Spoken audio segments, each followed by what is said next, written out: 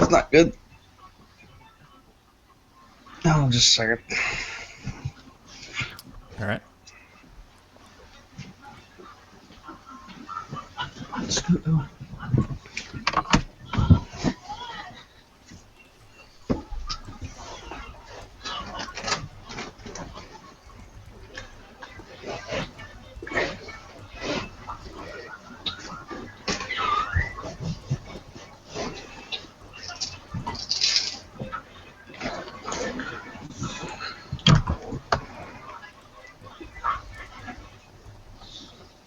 All right. Whenever you're ready. All right. I think I'm ready. It looks like it's working. Maybe. I don't know. I can't tell. What? What's working? We're on. I guess we're on Twitch. Oh. Yeah. I don't know. All right. Whenever you're ready to hit record on Audacity. All right. I'm ready. 1, 2, 3, record. Actually, just kidding. I'm not ready. Because Yeah, it I does not wasn't have. either. It. I was recording the wrong thing. Yeah. Yeah. Me too. I have this fear that like I'm gonna keep it on stereo mix for some reason, and I'm just gonna get 2 recordings of you. Yeah. Double me. That wouldn't be that bad, right? Just an entire podcast of you. It's like Garfield without Garfield. Yeah. I'd be all sad and depressing. Hmm. That one you put up the other day was great. He was just like, I'm pathetic. Yeah. All right. Ready? Yeah. I'm ready this time. 1, 2, 3, record. Testing. Testing. Right. Looks like it's working. Yep.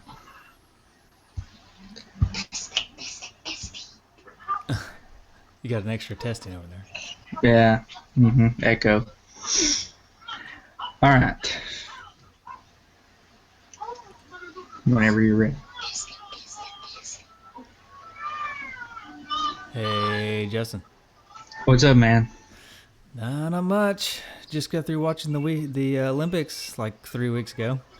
Yeah, I know. Very timely on our podcast here. Yeah. Well, we have Right. at least one good excuse, though, right? Yeah. Didn't something happen to you? Do you want to share? Yeah. So we were supposed to. One time we were supposed to record last weekend, which would only put us like 2 weeks out from the Olympics. Right. But so apparently I'm like deathly allergic to fire ants. We were at this like Riverfest thing, and we're in our hometown, and I was helping my wife get set up for her. She had a booth, and I got bit by a fire ant. And I was like, oh, it's like right between my toes. And I was like, oh man, that like really burns. Like I never knew, like that's the first time I'd ever been bit by one. And so I had to like sit down. And so all of a sudden I realized like I felt like itching all over my body. And like I was getting really hot. And so you know how with most people, like with most guys, I was like, I'll be fine. I'm just getting hot. I'm fine. I'm just hot. Mm-hmm. And so Tough guy. kept playing it Tough off. guy. Yeah. And Felicia was like, you don't look good. You know, she kept saying like, you don't look good. You need to like do something. And there was like first responders all around. You know, it was fire department, everything, because it was a big event. And I was like, oh no, I'll be fine. And so then I started getting like, she said I was like breaking out all over my face and everything.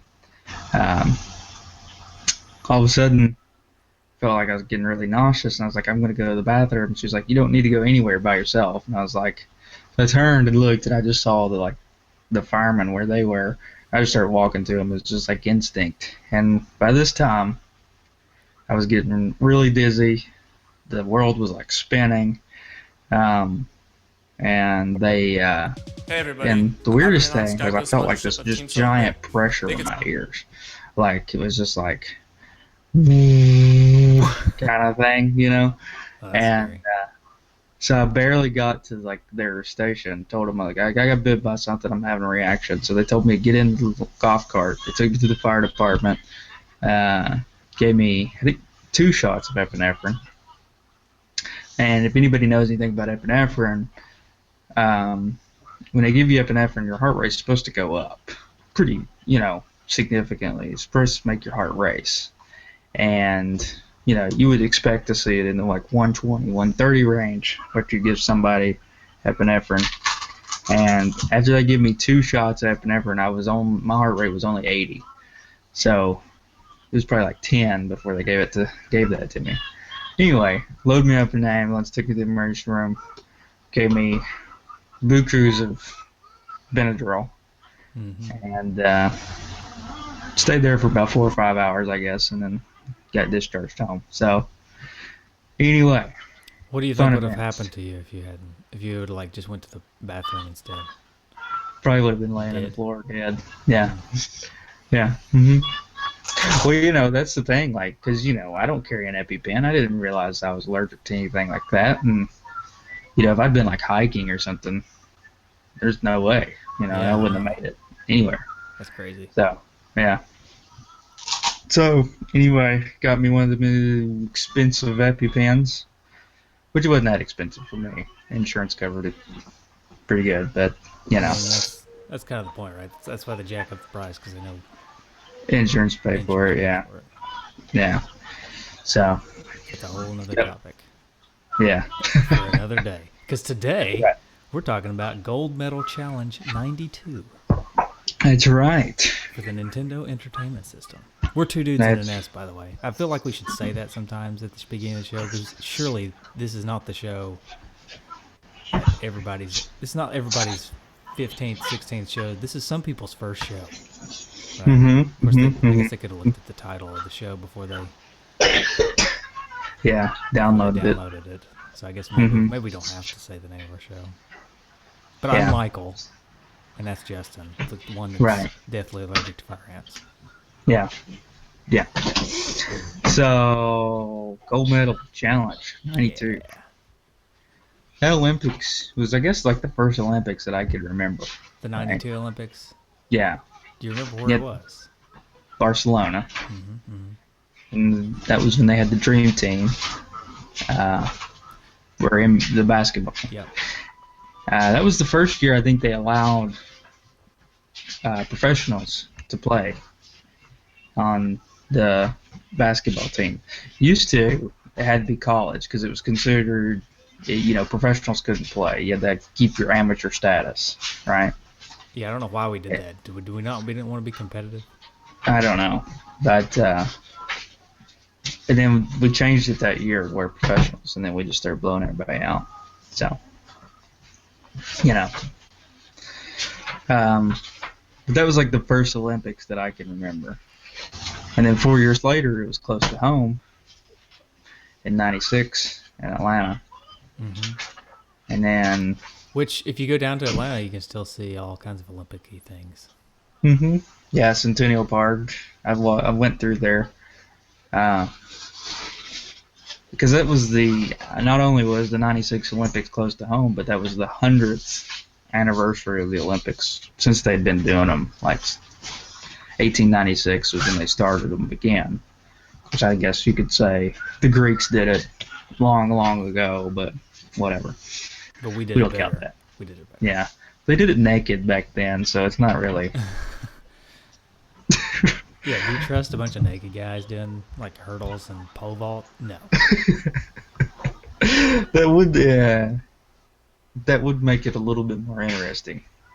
You think? The 200-yard dash naked. It'd be more like a streaking event. They could play, not Jeff Foxworthy. What's the guy's name? Oh, Ray Stevens. Ray Stevens, yes. Oh yes, they call him the streak. Boogity, boogity. Oh man, don't look at them. Remember that part? Mm-hmm. Don't look at all. Oh, my dog is like a nervous wreck right now. By the way, Why is that? there's a cat in our backyard, a stray cat, and I guess she tried to run the cat off, and the cat didn't move. So that's hurt her pride a little bit. So Well, yeah, that ain't right. yeah, cat's supposed to run, right? Mm-hmm. So she's all worked up about it. So Rightfully so. mhm. All right, gold medal challenge. Yeah, you got some history and stuff. Yeah, yeah. So Capcom. It was brought to you by Capcom. So it's a Capcom game, and it heavily relied on button mashing style. So we're going to talk about that. I'd say pretty significant. That's a significant part of this game. We're going to talk about it. The creators of this game were the designers, Yoshinori Bamboo Takanaka. Was Bamboo. one of, yeah, that's his nickname, Bamboo. But the other one that's even more famous is Kiji Inafune. You know that name. Yeah. Mega Man. So the Mega Man guy was involved in the design of this game. So, I knew it. Had to be somebody yeah. awesome. So what? So I knew it had to be somebody awesome. Had a hand in this game. Yeah. So it feels a lot like Mega Man, you know. Yeah. You can feel the Mega Man in this game. Yeah. Like I said, and it was one of the first games that it could actually 8 people could compete against one another, but only 2 at a time. And you could choose between 12 countries in which to be: the United States, China, Great Britain, Germany, Bulgaria, Spain, the Commonwealth of Independent States, Canada, France, Romania, Hungary, and Japan. And it was released in North America to coincide right with the Olympics. It was released in August of 1992. And in Japan, it was released a little earlier, so they got it like a preemptive Olympics strike. And Europe didn't get it until a year later, June 1993. So, hey, you guys remember the Olympics? Here's a game about it. It's kind of like us on the podcast. Yeah, you guys actually hosted the Olympics, but you're getting this game last. Here you go. Check it out if you want. If you don't, we don't really care. So that's funny. Although they should care, which we'll get into that here in a little bit. Yeah. Wow. Okay, but that's about it on the history. There's not a whole lot out there on the history. It's just kind of developed and for the Olympics of that year, and of course Inafune being involved is pretty big. Yeah, I would agree. That's pretty big. Yeah. Big deal. So. So, I guess we're going to go to Michael. Did you have the game, right? Yeah. Did you have the game? I did. Actually, I think I have had it pretty much since its release. This is one of the games that my parents bought for me when it came out, because I guess when you're a kid and the Olympics happen, it's a big deal. Right. Right.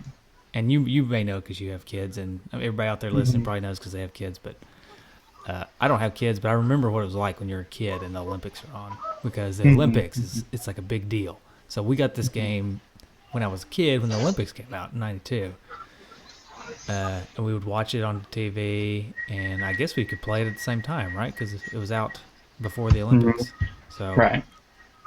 We did both, and I can remember playing this quite frequently around the time of the Olympics, and then pretty much every year after that, because the way I felt like Olympics should be every year. So since I felt like it should be every year, I played it every year. Right. We played it a lot in college too. Yes, we played it a lot in college too. Yeah. We did. So I've had it for a long time, and I've played it for a long time, but unfortunately it's one of those games, and we'll get in this in the gameplay discussion, it's one of those games you don't really get better at unless your fingers just get faster. Yeah. So. You got to try a few different techniques. I guess we can go ahead and start talking about the gameplay. Yeah, I already started digging into my memories from my childhood. Did you play it when you were a kid, or did you just play it whenever you got into college with me? Just played it whenever I got into college. I never played this game when I was a kid. I I never played really any Olympic games. I think I had. I take that back. I had an Olympic basketball game for one system. I think it was actually for that ugly system that I hardly ever played, but did exist. Yeah, I think a lot of people probably played track and field, the track and field series over this series, hmm for whatever reason. Yeah. Yeah, this kind of got. This one's not one that really a lot of people know about, and it may be actually one of the better ones if you think. Yeah, this is my favorite Olympic game. Yeah. Total. So I wonder what that is. Why did track and field get such the, for lack of a better word, track record as being the better game or the more talked about game? I think because track and field was around more. There's more instances of it, and it wasn't just for the Olympics, I don't think. I think they released it. It was also in the arcade. I don't know if this game was in the arcade. I don't remember. Yeah. If it was I don't think so. No. But I think it was around just more frequently than this game. This game was really just for the Olympics in '92, and that was it. Well, this game brought by Capcom, track and field was also a Konami game, so it's like the two big names kind of involved in the Olympic game market. But I guess Konami just kind of, like you said, was more around, more. They put more into their publishing and than Capcom did, I guess you could say. I guess I really have no idea. I feel like we're just talking just to be talking because we have no idea why track and field took off more than this game. We're pontificating on it, postulating, whatever the word is. It starts with a P. It's a big P word. But either way, so this game, like I mentioned in the history, this is a button mashing style game. There were some parts where you had to do it really fast, some parts where you had to do it rhythmically, and then some parts where I still to this day don't really know which one to do, so I try both and usually just end up failing. Yeah. In which case, may mean drowning. Because this is the game we always make fun of, the swimmers who drown. Yeah, this is hilarious to me. So, and this was me, I was never good at the rhythmic portion. I could do the speed, which we'll talk about how we did that in a minute. But the rhythmic, I was never very good at, the swimming's all about rhythm. You don't have to do it very fast, you just have to do rhythm. I never was good at it. I guess just an old white boy with no rhythm. And my swimmer always drowned, which is so funny to me. It's like an Olympic swimmer that drowns. Yeah, I don't know. The swimming's the one that I was always good at. For me. Actually, let's go through it, because the way this game works is you don't just pick events. I guess you can. You can train or whatever and practice. But the main thing to do is I forget what it's called off the top of my head, but it's like the main program, right? The world event or something like that. That's what it's called, maybe. And it's up to basically as many players as you want. You just trade out the controller. So this makes a great party game, I feel like. Oh, yeah. Because we could always get like 8 people to play at the same time. Because you can pick different, countries, and then you just swap the controller around, take turns. But the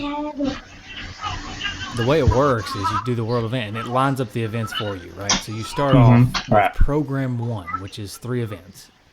They give you, usually the way it works is they give you a dash, some kind of a dash, some kind of a jump, and some kind of a swim, right?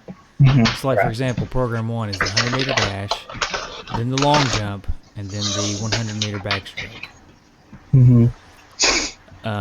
So, and then what they do to break it up, which a lot of people don't like this part. I was looking online, and it looks like a lot of people don't really like the special program that breaks it up, the marathon. Where all you do for the marathon is you pick how fast you want them to run, and then watch them run. So there's really not much going on there, but it's a nice break of pace, I think. Right.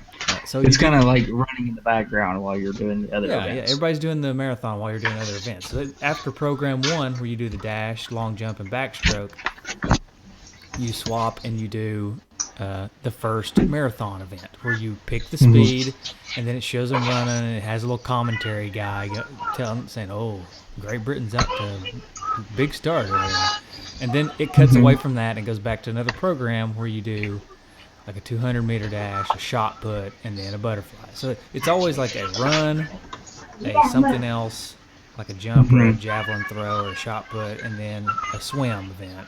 And then you go to the special program. So what happens is after program 2, when you go back to the marathon, it shows where everybody's at, and then you get to reset a new speed that you want them to run at. And if you set it too fast in the beginning, his stamina's way low. He may start slowing down, may start walking.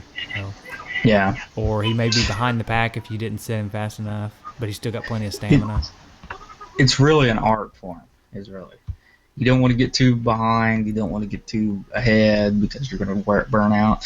And the art of how to set it takes a lot of practice. It's like a strategy game, Right. It's a strategy game running in the background. And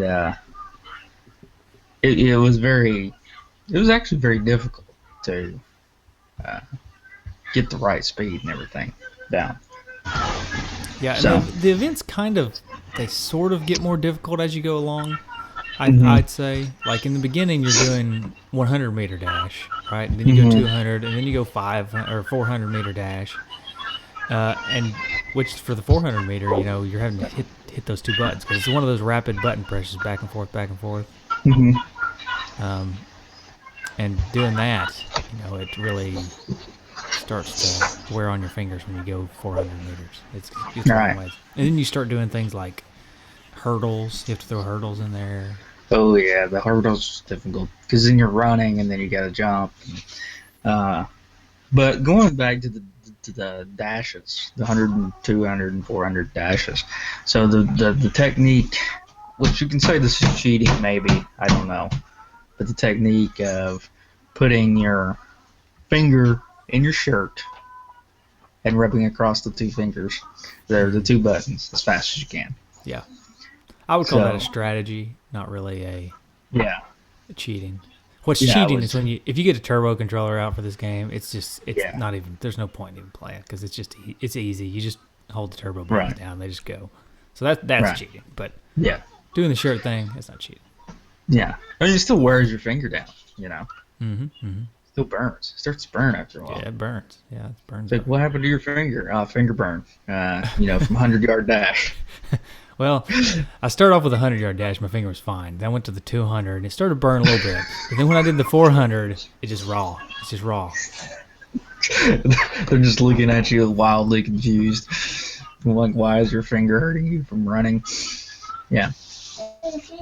So, but, yeah. So what was your favorite event? I always liked the running. You want to read them out to you? And everybody else at the same time.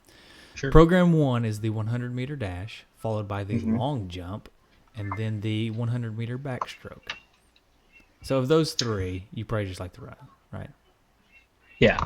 And, the jump was funny because it was kind of like the swimming in the fact that if you didn't do it perfectly, your guy would basically just fall in the dirt. Yeah, he'd face plant. Like if you fall, instead of just stepping over the line, he would just face plant in the dirt. Yeah. He wouldn't just, usually if you fault, you just jump and it just doesn't count. No, this game has something like the Olympics, which is what the Olympics, I guess, should be. That if you fault, a tripwire comes out. It just trips you. Yep. Like, no, you don't get to. Well, talking about this brings up a good point to me. I think the graphics and the animations, I don't want to jump ahead to where we start talking about that already, but the graphics and the animation in this game are pretty awesome. And it's very cartoony. All the characters have big heads, It's very Capcom-y feel. It does have a very good Capcom feel. The animations are pretty smooth, and then there's like funny stuff in it, like the swimmer. Okay, I don't know, the swimmer drowning. It's not really funny, but you know what I mean. It looks funny. But we assumed that they would be saved. Yeah, yeah. So the swimmer drowning or the guy face planting when he's trying to do the long jump. Hmm. I think those are just the little animations are Right. funny. Yeah. The big heads on the characters. It's like they have giant heads Hmm. in their little bodies. Um, Yeah. And like at but the yeah, end of the dash, when you run really hard, the guy gets out of breath. But if you don't run very hard, he just stands there like, that wasn't hard. But yeah, usually if you're not out of breath, you didn't do good. yeah. And then, isn't there something like if you don't start running correct, like at the beginning, your guy just kind of stops, kneels down. He falls down on his face and like punches the ground in Yeah, frustration. that's what it. Yeah, yeah, yeah. So it's just like, and uh, but yeah. So So then you do the marathon, right? And then you have in program 2, you have the 200-meter dash, the shot put, and the 100-meter butterfly. hmm Now, once you get into the butterfly and doing that kind of swimming, you have to actually take breath while you swim. So amongst the rhythm of your swim, you have to also kind of rhythmically take a breath. That's when you start yeah, drowning. yeah. If you forget to breathe. Start drowning even more. Yeah. Yep. So. So the way the shot put works and the long jump and all these is you run and then you have to push the D-pad up and then you can hmm set the angle by holding it down and then letting it go. I think that's Yeah. yep, yep, that's right. So Let me that's do that pretty fun. again. No, no, please don't. Okay. Yeah. So then eventually, it's mostly all that type of stuff. But then eventually, you get down into like the last couple programs, and then you get hmm to do weightlifting, which is Uh pretty huh. cool. I like the weightlifting because you have to reach a certain point and then lift. Like you have to build up so much strength and then lift. Right. And then the one that I've never been able to figure out, still haven't ever been able to figure out, the vaulting horse. There's one gymnastic event, Yes. and it's the vaulting horse, and I have no idea how to do it. Yeah. It's this is what my character typically runs into is this picture right here. Yeah. Uh, I don't know that I could. the I haven't figured out how to share this yet, the actual pictures, but I'm looking at a yeah. picture of the vaulter with her face planted in the side of the balance beam. That would be pretty traumatic to see on an actual Olympics if you were watching. Just a pole vaulter face plant into a vault. That has happened before, though, I'm sure. Oh yeah. Well, there's the famous video that you see shared on Facebook all the time with the guy who's like running and just kind of hits it with his stomach. It just perpetually. Uh, it's like I would just say a perpetual. He knocked his breath out probably for his entire life. Like he just no longer has breath. Poor guy. Yeah. So anyway, yeah, Anyway, that's your most difficult event. You just can't figure that one out. yeah, I can't. I don't know what to do. I've tried. Yeah. Yeah, I don't even know if I ever got